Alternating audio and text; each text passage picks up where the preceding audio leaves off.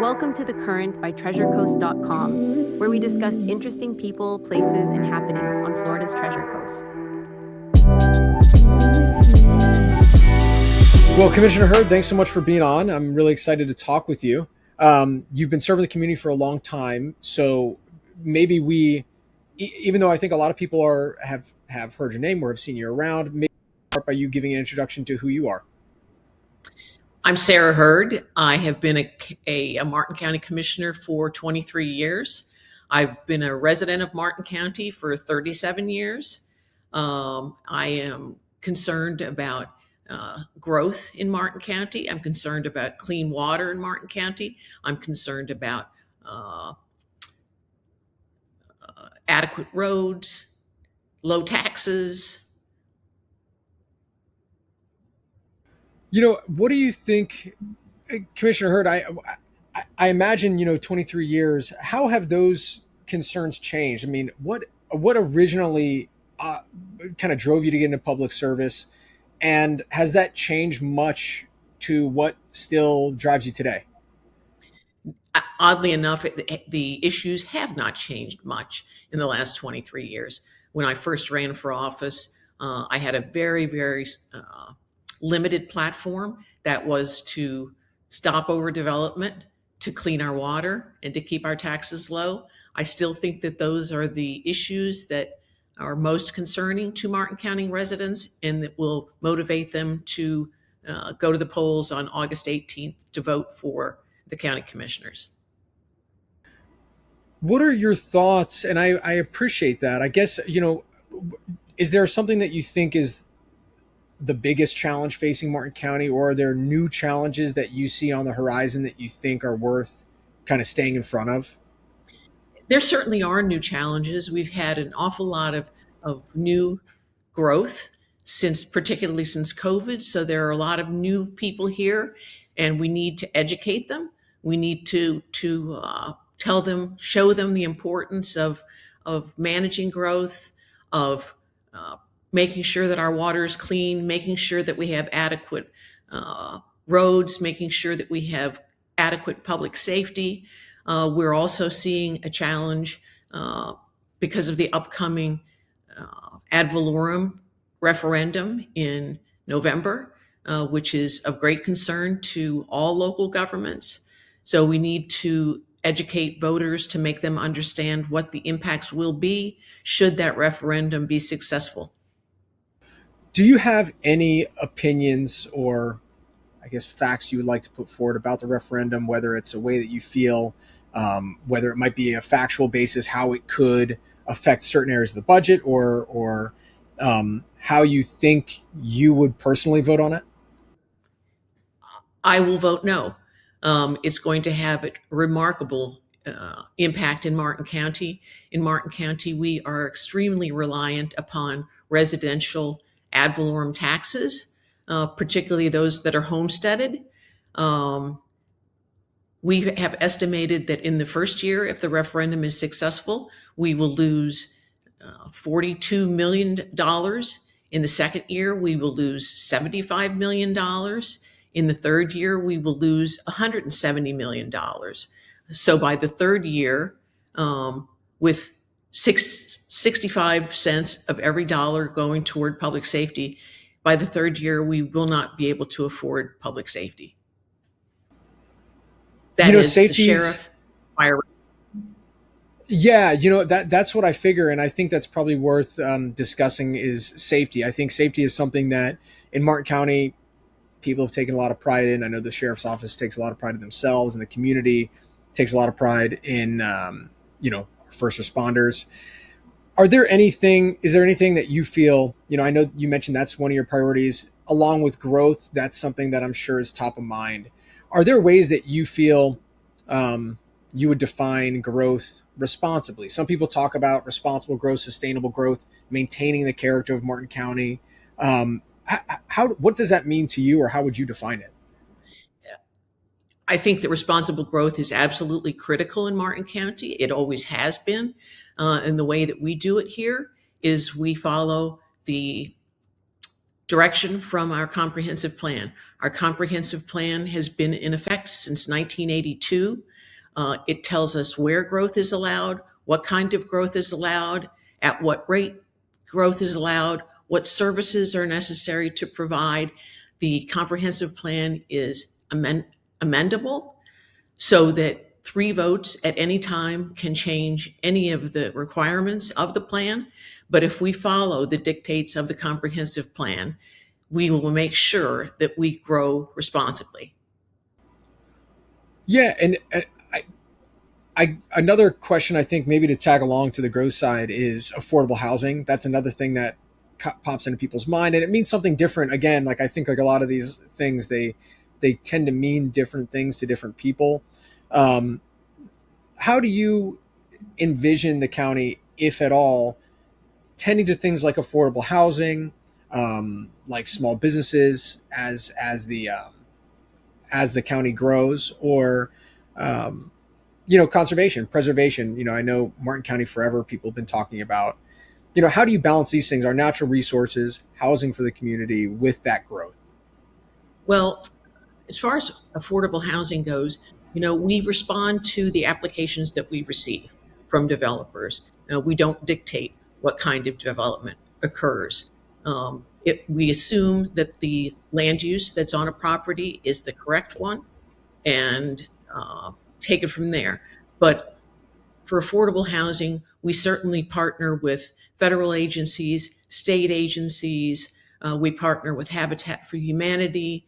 We have a growing land trust.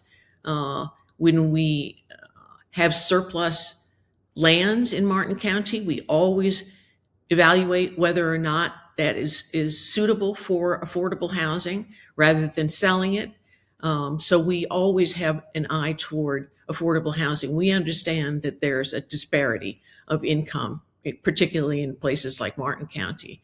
So we know that affordable housing is something that we need to pay close attention to. Yeah, that makes sense, and I'm glad you brought up the land trust, and I'm glad you brought up, that makes a lot of sense that the commission isn't necessarily going to dictate what, you're not going to decide, hey, look, this is going to happen or this is going to happen. I guess a lot of times you're responding to developers. Some of them might, maybe they're going in accordance with the land use, or maybe they're coming to the commission saying, hey, look, this or that needs to be changed, or we might need a small variance here. I assume that's typically how the process would go. Right. And also, since the Live Local bill was passed a couple years ago, we have had applications for Live Local projects. All of them are in District 4. One is under construction right now called Barron's Landing. It's where the old golf world was.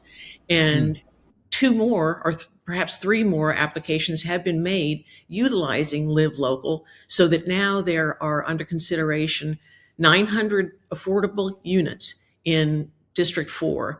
And because of the legislation that enabled that kind of housing, the Board of County Commissioners does not have the final say. It's approved administratively. Wow, that's really interesting. I mean, I knew that there were some projects that were underway with Live Local, and I know in Fort Pierce, the Causeway Cove situation up there has gotten a lot of news as of late. But I did not realize there was as much. There were that many homes. I didn't realize Barron's Landing or Barron Landings was a part of that. What do you think? How can the county push back on something like that, if at all? I don't want to.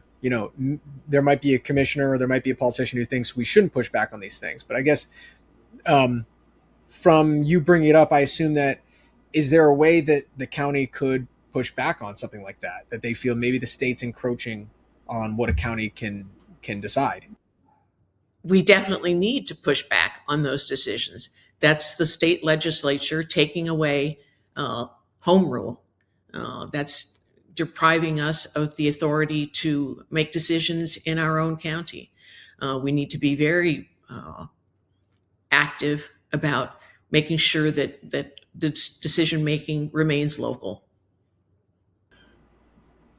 Another thing you had mentioned was water. That was one of the issues that you mentioned that drove you, that has kind of constantly been an issue. Obviously, it remains an issue today. When it comes to water, what do you see on the horizon, and how do you see yourself?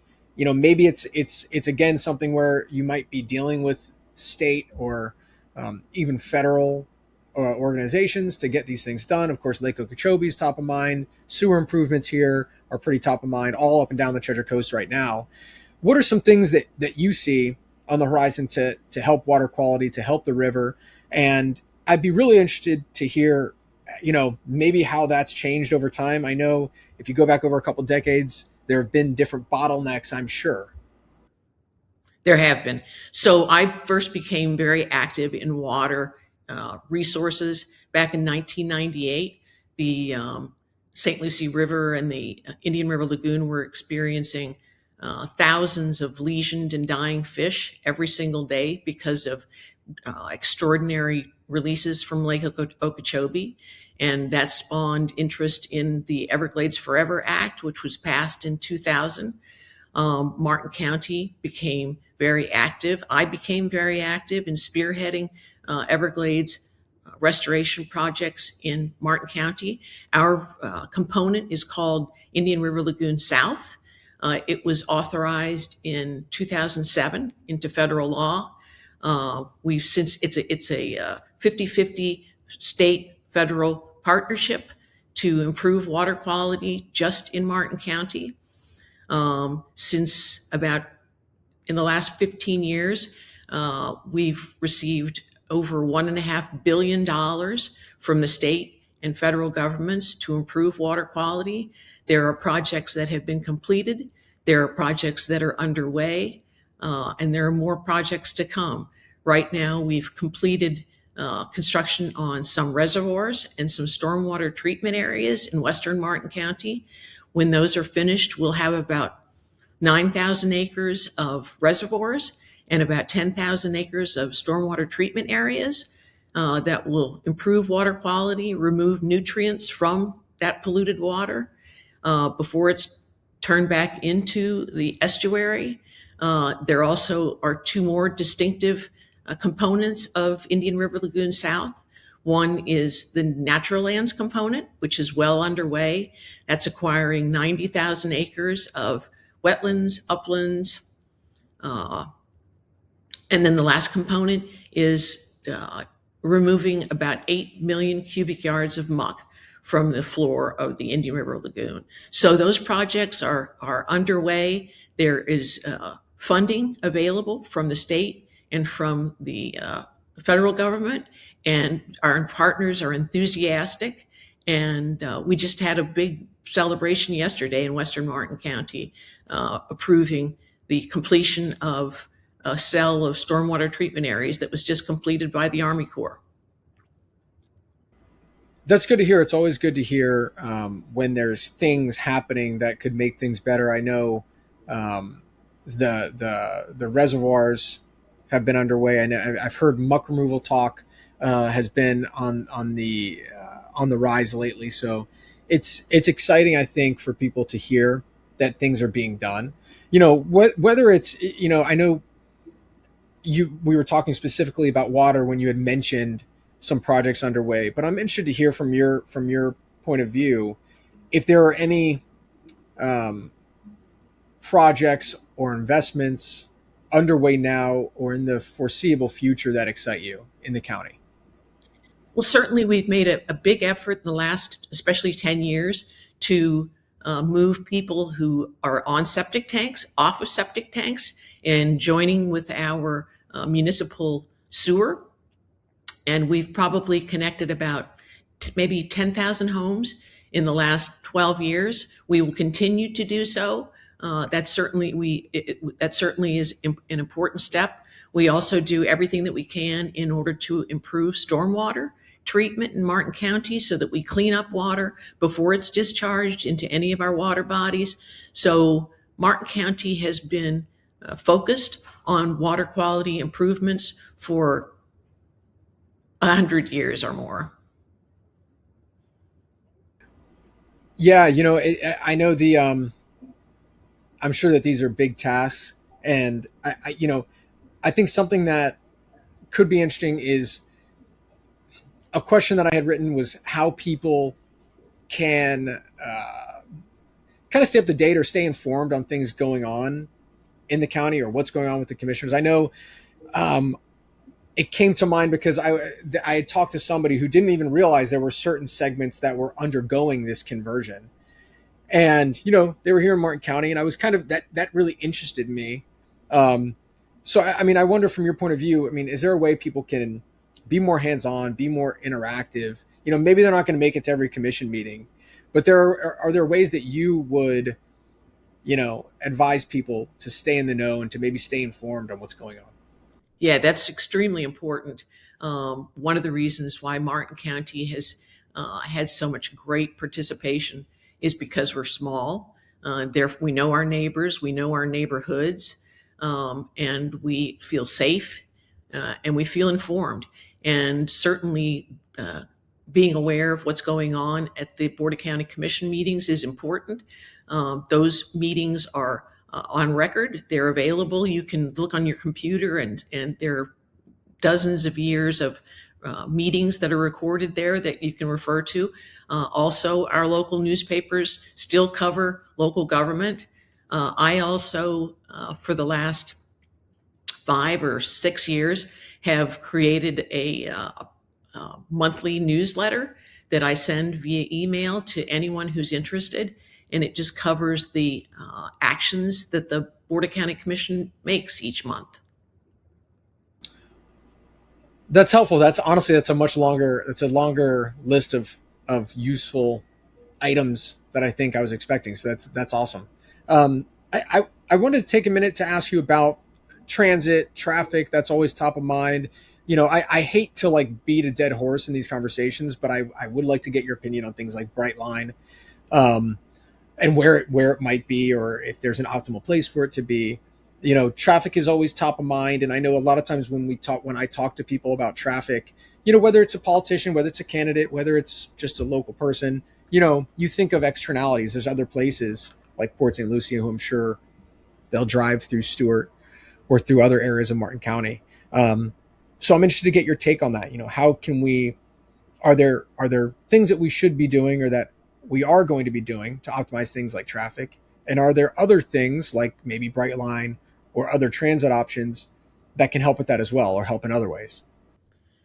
Well, first of all, about traffic, traffic is an issue. It's a concern for all of us. Yes, there is an awful lot of traffic that's generated to the south of us and to the north of us. Yes, we have had an explosion of new residents since COVID. So there's a lot more traffic on our roads. Also, until maybe 15 years ago, there was a department in Tallahassee called the Department of Community Affairs. And the Department of Community Affairs was the final word on all changes to comprehensive plan amendments in every county, in every municipality. If a new development was going to have an impact on the capacity of existing roads, then the developer was required to provide that additional capacity. If a comprehensive plan amendment was going to put undue pressure on the roads in the adjacent county, the developer was required to provide that additional capacity. So there was a check on regional and local growth, and that Department of Community Affairs was abolished under the Governor Scott regime and has not been reinstated. That would be my very first priority, would be to once again bring back the Department of Community Affairs so that we can manage our growth responsibly in all of Florida. Brightline, I was on the board when Martin County sued to keep Brightline from passing through Martin County. We were unsuccessful. We settled, and part of the settlement with Brightline was that when Brightline started passing through Martin County, that we would get a station someplace on the Treasure Coast. Martin County was the station, the location that was chosen for the station. Um, and I support that station. If we're going to have Brightline or a high-speed rail passing through our community, I think that most residents support having a station in Martin County. And at present, I think that the best location for that train station is downtown. Yeah, I appreciate you kind of walking it back a little bit. I remember when I think Fort Pierce had kind of given their shot, and there was a thing is going to be in Martin County, maybe Fort Pierce, and so I appreciate you walking it back and kind of taking it up. One of the issues that people have talked about with Brightline is funding. If Brightline, and this is something that I'm sure people are going to lean on, representatives or people who might be more knowledgeable than the average person. Um, you know, what's the best way to fund Brightline? Because a lot of people, that's always the talk is, hey, look, we want Brightline. Maybe we want Brightline, but we don't want to pay for it. Maybe we'll pay half. Maybe there's grants available. There's a lot of things that I think get talked about, at the coffee shop that I don't think everybody's totally aware of what may or may not be a reality.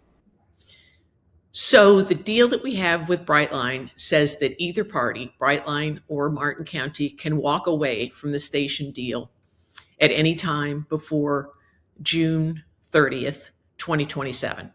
So we have a lot of time remaining in order to make that final decision.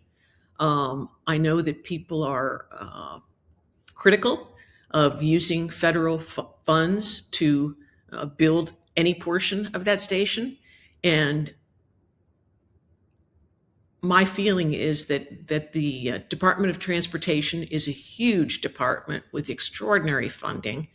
And if we didn't use federal subsidies, we wouldn't have airlines serving us. We wouldn't have trains.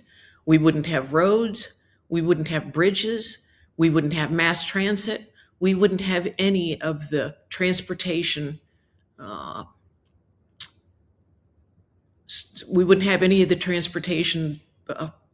things that we have now. So it's absolutely critical in order to maintain transportation around the United States, whether we like it or not.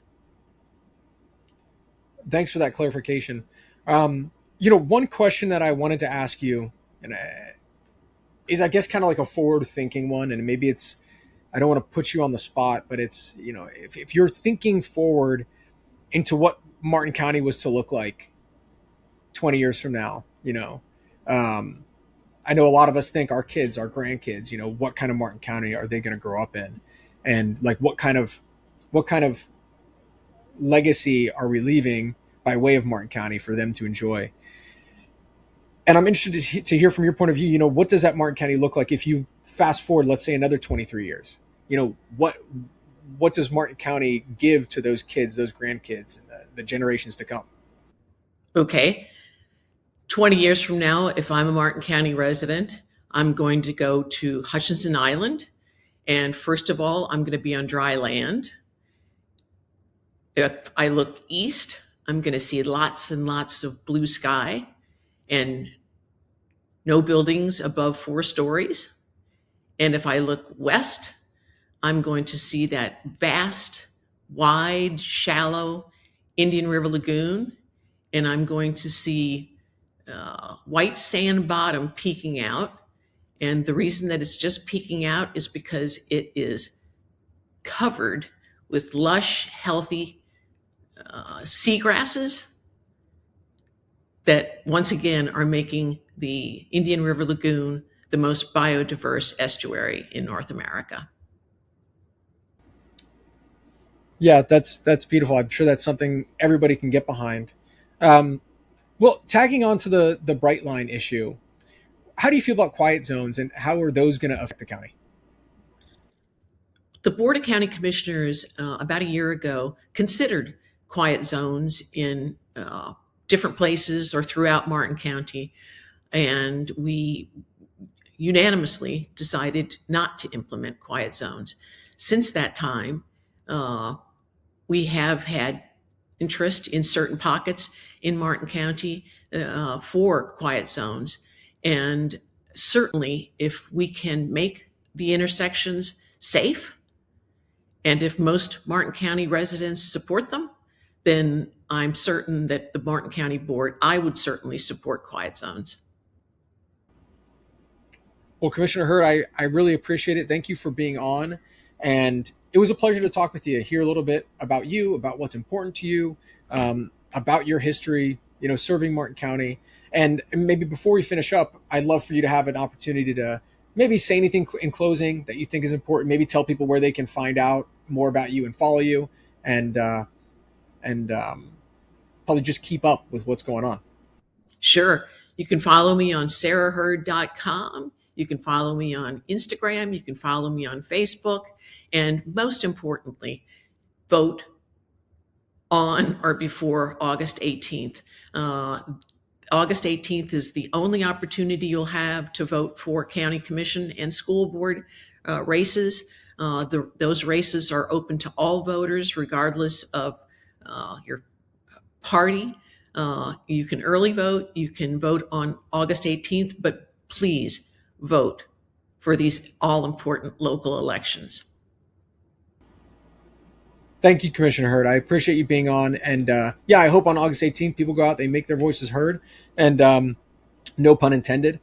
Thanks for being on. Thank you. Have a good day. Thank you again. That's a wrap for this episode of The Current by TreasureCoast.com. If you enjoyed the conversation, be sure to subscribe so you never miss an episode. You can find us on Spotify, Apple Podcasts, and YouTube. Follow us on social media or visit TreasureCoast.com for local events, tips, and news. Have a guest or topic you'd love to hear on the show? Let us know at TreasureCoast.com. Until next time, keep riding the current and enjoying everything the Treasure Coast has to offer. See you soon.